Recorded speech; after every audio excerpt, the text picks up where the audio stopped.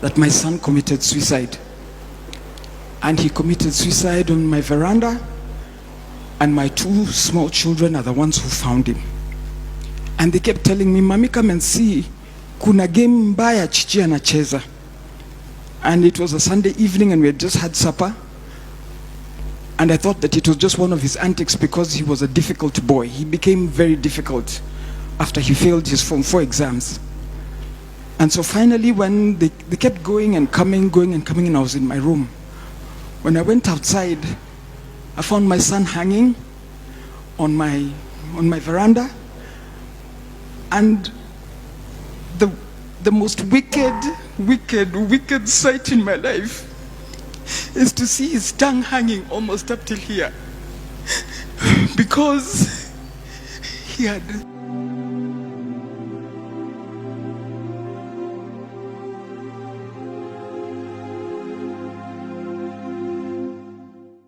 I screamed and I climbed up immediately and I collected him and I put him down and I rushed. I started calling his sisters to take him to hospital. So we rushed to hospital, but when we reached there, the hospital told us that nobody actually was doing anything. They checked it. I told them to put him on oxygen because he was lacking oxygen and his fingers had become gray because there was no oxygen. That usually happens after 2 minutes or about 6 minutes of lack of oxygen in the body. So I walked out and I just went and I told God, "God, please help me. Please help me." So when I went back, they were not doing anything. I asked them, "Why aren't you doing anything?" And then it just dawned on me that actually it was over. And as it was over, there was no need for oxygen. There was no need for anything else. And so we had to wait there until we reported to the chief, reported to Embakasi police, and wait until about 3 o'clock when the police vehicle came to take my son and put him in a vehicle car and take him to the mortuary. That is the most wicked, hateful thing that you'll ever need to see.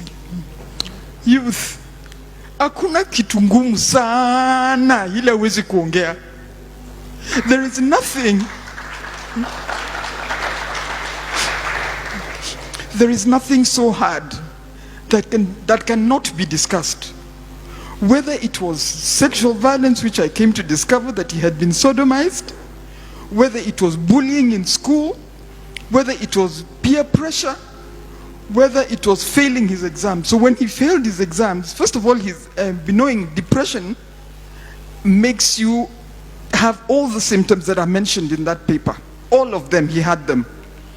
He would come to the sitting room, he's dressed in his underwear, he doesn't care, he doesn't come out of bed. So I used to insist he comes and eats with us.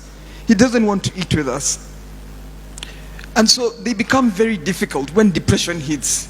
So recognize, please, when somebody starts shutting down, there's a problem. This boy had grown up as a very healthy, loving, fun-loving boy, full of love, full of laughter, full of jokes. But something happened somewhere along the line, and he just started withdrawing. And I kid you not, within 6 months, he had committed suicide. Youth, I want to tell you, you know, you can think that you're the one in the problem. There's a place you will reach, you will be unable to pull yourself out again. So before you reach that pit, before you reach that bottom, please ensure that you have talked to somebody. Please ensure that you have shared with somebody. There's nothing too hard. There's nothing too hard. Bible says there is nothing new under the sun. So anything that you're going through is not new.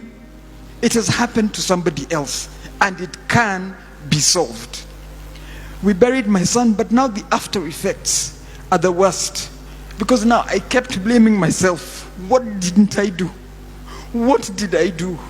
I tried to be as supportive as I wanted. He refused school. One day he just said, "Mami sirudi hiyo shule." And that was it. I had to look for another school for him to go to. And when he went to another school again, then he refused to attend lessons. And then he attends exams, and then he's shocked that he fails his exams. And so when we showed him his results and he came home with the results, he couldn't believe it, and that's when he started going downhill. So the sisters, his sisters, my children, all tried to encourage him to do other things. You can't sit. Do you want to go to driving school? Do you want to go to college? Do you want to draw? Because he was a very good artist. Do you want to draw? What do you want to do? We'll do it for you. He says, bado siko tayari, bado sijajua, I'll let you know. Then that day, he hung himself. But what it has happened, the after effects, is that thereafter, I'm the one who hit depression. I couldn't believe, I couldn't think, I couldn't eat. I couldn't think. How do you bury a 20-year-old son? A boy with mandevu? Somebody, how do you bury your son? Just how do you bury your son? In August this year, we went to fix his grave. And there's nobody who feels the pain apart from a mother, apart from a brother, apart from a sister. Nobody feels that pain. You might think that you're in a pit, but you're not. There is always help. I want to thank the government for making mental health a priority, because we would have lost so many. When we were going to collect my son that day, we were so many parents. We left at 5 in the morning because we were going to Siaya. And I tell you, 6 parents were there because of suicide. 6 parents. And those that were in there that were waiting to be collected the following day, some were being brought in. We cannot lose youth for something that has got a solution. We cannot lose you who have got the energy to build our country for something that has got solutions. I beg you to engage with the processes that are available for us, for the options that are open for us, and please, so that you don't hurt your parents also. Because even when you go, the pain remains with us. The pain remains with the sisters, the pain remains with the brother, and the stigma that is associated with suicide. I personally don't care. I personally don't care what anybody thinks about me.